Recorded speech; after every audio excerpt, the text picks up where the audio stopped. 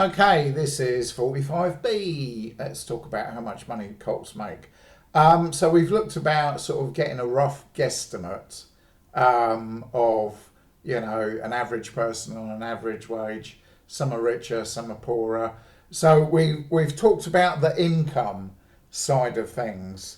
And for me, I gave, probably about 25% of my income to the cult when I was in it.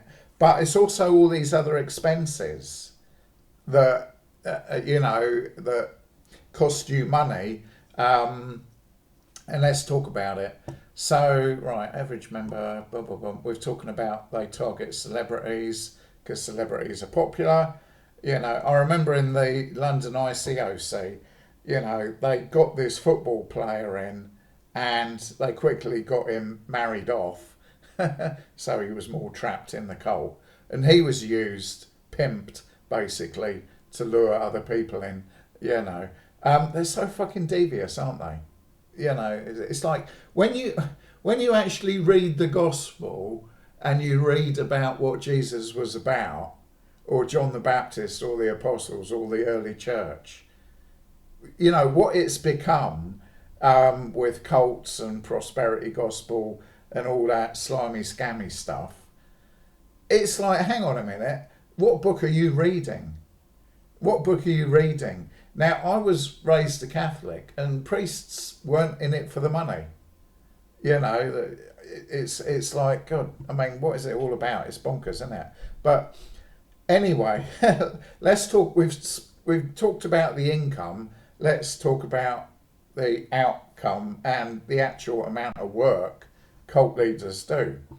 So in the Bible it says, discharge the duties of your ministry. That doesn't mean do fuck all.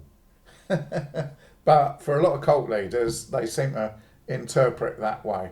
Are cult leaders going to take Uber or a taxi? No, it costs them money. Why would they spend money? So, as I said here, I was used in this way. I had a car, and the guy says, I remember, it's in the late 90s, this sort of cult leader, can you give us a lift up to London? You'd be serving God. Do you want to serve God? Yes. Well, let's go up to London in the car, and it's like, I'd pay for it, of course, and he wouldn't have to pay anything, this slimy bastard. But the thing is, they're exploiting people's desire to please God. If you love God, you'll give money. Therefore, if I don't give money, I don't love God. So it's all these subtle ways they manipulate people. If you don't believe me, you can just watch any sort of religious programming on TV. And it's like, they're slimy bastards, aren't they? Yes, they are slimy bastards.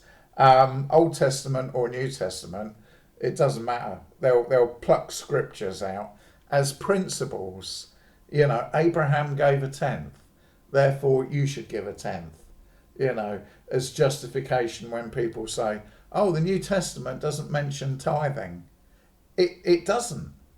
It's in one verse, Matthew 23:23, when he rebuked a hypocrite. Otherwise, Jesus never tells you to give a tenth. He actually says you have to give up everything. But I can't imagine any of the cult leaders giving up everything. They want everything. And what else? The goal in the Bible, in Corinthians, it talks about the goal is equality. Yeah. I know the cult leader in the London ICC, he forever goes on about this story of when he sold everything and moved from America to come to the UK. He really milks all he can out of that story. And he has this sob story of when he was a kid, his father abandoned him and his mother was on drugs, and then he became a salesman, then he got arrested, and then he sold everything, But seeing through all the bullshit, you've just got a slimy criminal con man salesman who's thinking, hang on a minute, this cult, that's an easy gig, isn't it? Being a cult leader. just telling the same old bullshit sob stories that are heavily biased. It doesn't tell you the real story. It'll tell you that behind the scenes kind of thing. But they're such slimy gits, a lot of these cult leaders. So they're not going to ring up Uber. They're not going to pay for food because they will spend time with people. And because the leader is more spiritual, they feel entitled for you, the member, to buy their meal for them, and then you're serving God. A couple of things I've never seen a cult leader do: apologise for wrongdoing and buy anyone a meal, or actually give anything to anyone. I've never seen a cult leader do that. They expect you to give them money, but they won't spend a penny. The Bible says this: they do not lift a finger to help anyone. Matthew 23. So the hypocrites of Matthew 23 are the same 2,000 years later. Nothing's changed. And you wouldn't expect it to change, would you? If you really think about it. If anything, it's worse than it was. So, they're not going to pay for taxis. They're not going to pay for childcare. Oh, get one of the sisters over to look after the kids. Free babysitting. And of course, you're serving God, you see. And regular members want to, what I've put here, quote, quote, get time with the leaders. Maybe they want advice on marriage or whatever, I remember when I was being recruited into the London ICC, I did meet up with the leader a few times, and I bought him some drinks and got him some stuff. But I was unemployed. I didn't have an income. I didn't, no job, nothing, right?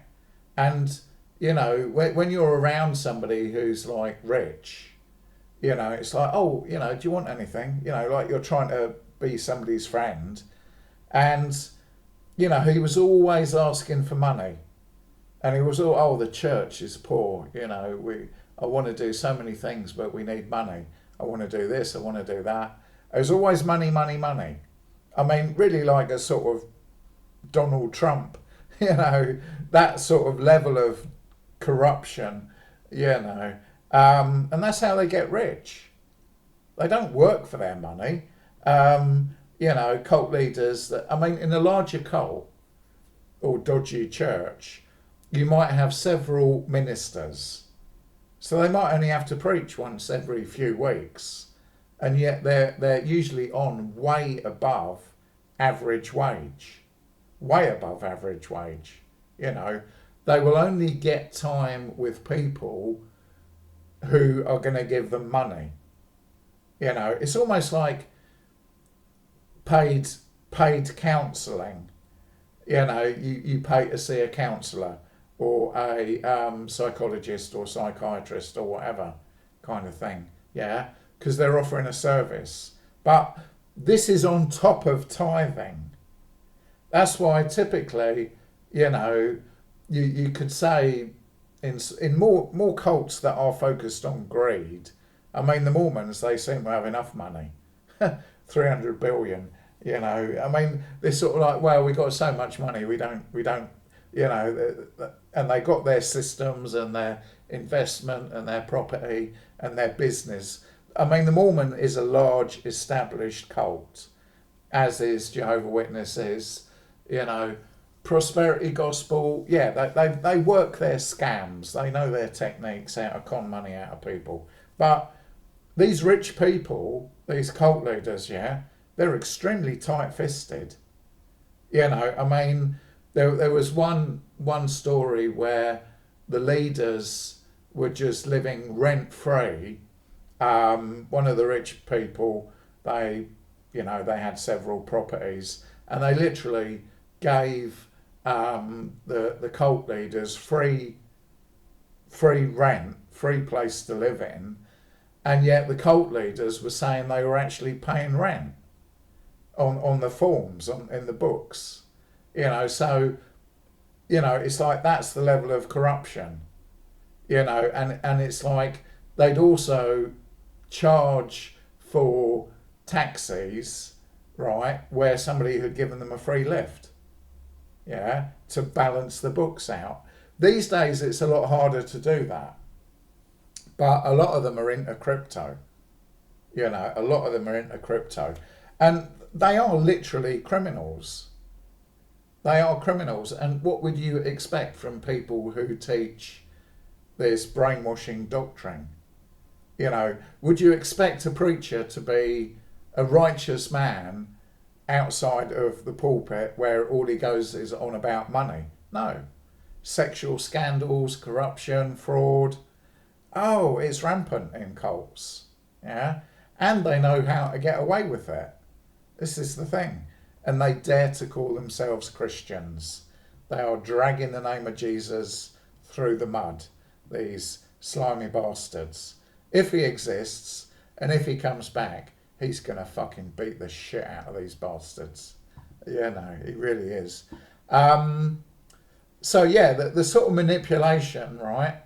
They'll always play this, oh, do you want to serve God? Do you want to do what God wants? Do you want to be a better disciple, a more godly person? Basically means doing more for the cult leaders.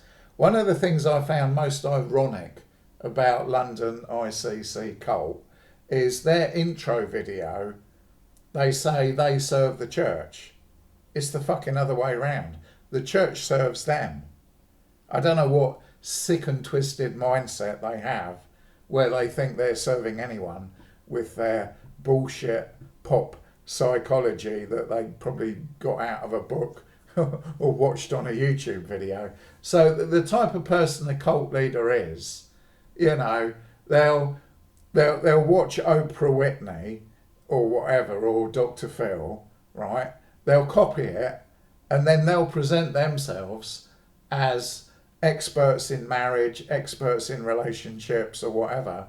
And all they're doing is sitting at home watching these type of shows, copying them, turning on the narcissism, getting a fancy studio, and suddenly they're experts. Oh, we've been counselling people for 30 years, whatever. Bullshit. All you've been doing is watching the TV for 30 years. It's like, that's the sort of level of sliminess they are. They are freeloaders, right? Very few hours per week work. In fact, I would say they don't do any work at all. I mean, is it really work to stand behind the pulpit and just tell people that they need to do more? And they're not good enough. Is that work? And the thing is, a lot of these sermons are so bloody repetitive. Oh, I'll do that one I did 6 months ago. That seemed to make more money. So their sermons will be worded and geared towards getting people to recruit and getting people to give money, or if people are feeling, and it's like, it's sort of a feedback loop, and in a cult like ICC that has about 10,000 people, they'll experiment with sermons, and which sermons get them all money, which verses get people to give, or which stories get people to give. They'll just recycle them. It's all about squeezing as much money out of people as possible, and not being seen as a hypocrite. And another thing they do is, like they'll use rich people, right? So let's say there's a rich member in the cult who's got a couple of properties they rent out, right? The cult leader will use that as if it's like, oh, don't worry, bro, God will look after you. And then there's somebody there trying to recruit, and they'll get the rich person to offer a person that, maybe somebody getting off drugs or coke or whatever, and they'll put them in the rich person's house for free, and then they'll use that as leverage. Wow, God's been so good to you, therefore you should give to God. Right, I'm going to do a part C. I'll explain that a bit more.